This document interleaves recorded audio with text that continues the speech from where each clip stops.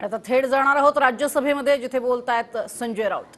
70 हटा दिया हमारे गृह मंत्री जी ने, तब तो मैं उनको बोलता था कि आपको अभी तो हमको आना ही पड़ेगा कश्मीर में स्थिति देखने के लिए, लेकिन अभी आज हम रिटायर हो रहे हैं। आप लोग, हमारे अपोजिशन लीडर गुलाम नबी आजाद, जैसे सतीश जी आपने कहा कि मुझे भी विश्वास नहीं हुआ आज कि आजाद साहब रिटायर हो रहे हैं, क्योंकि ऐसे व्यक्ति है आजाद साहब, वो तो कश्मीर के गुलाब है बिन कांटे के।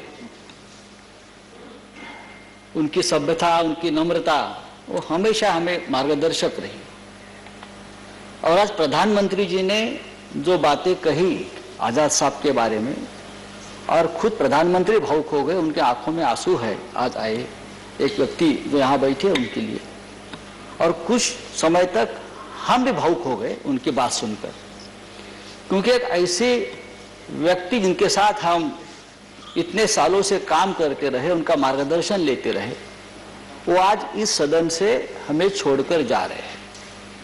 लेकिन हमें विश्वास है कि ये सदन उनके बिना आज जो सुना सुना लगेगा, ये महफिल, ये तो महफिल के आदमी है गुलाम नबी आजाद, जल्दी ही इस महफिल में, इस चमन में लौट आ जाएंगे, मुझे पूरा विश्वास है।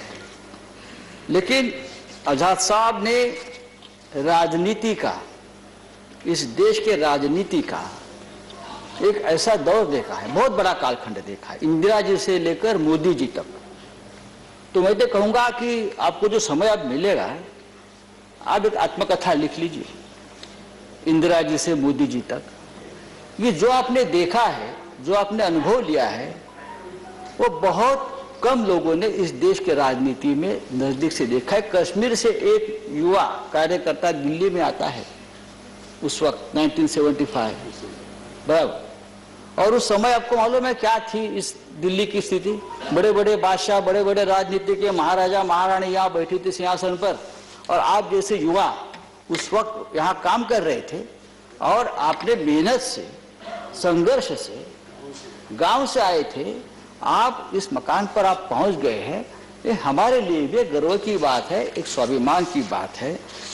तो मुझे लगता है कि आजाद साहब आप कभी रिटायर नहीं होंगे, और महाराष्ट्र से उनका बहुत पुराना रिश्ता है।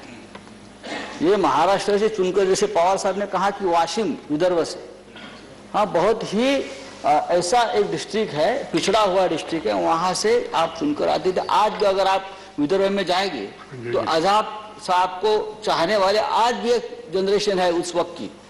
और अब आजाद साहब को आप कभी सामने मिले, हमारे जैसे लोग तो मराठी में थोड़ी बहुत जो उस वक्त सीख ली थी, काय कसं काय आहे वगैरह, ऐसे वो बात करते हैं आज भी। जैसे मोदी जी कभी कभी मराठी में बात करते हैं, क्योंकि उनका रिश्ता रहा महाराष्ट्र से, वैसा आजाद साहब भी जब भी हम जैसे लोग सामने आते हैं तो दो शब्द, दो वाक्य तो मराठी में बोलेंगे ही। ये जब जहां जाते हैं उस स्टेट से, उस लोगों से उनका रिश्ता कायम रहा है।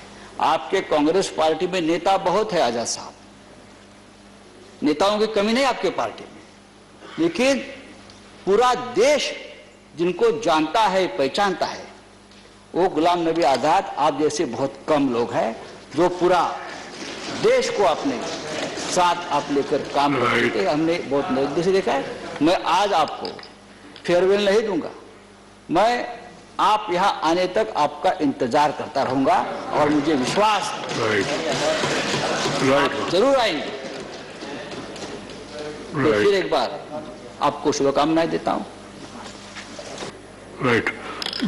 मित्रों, वेळ संध्याकाळी 7ची। देश महाराष्ट्राची महत्वाची खबरबात जाणून घ्यायची। देश आणि महाराष्ट्राच्या मोठ्या बातम्यांचं बुलेटिन देश महाराष्ट्र, रोज संध्याकाळी 7 वाजता। TV9 मराठी, काळजी तुमची, हित महाराष्ट्राचं।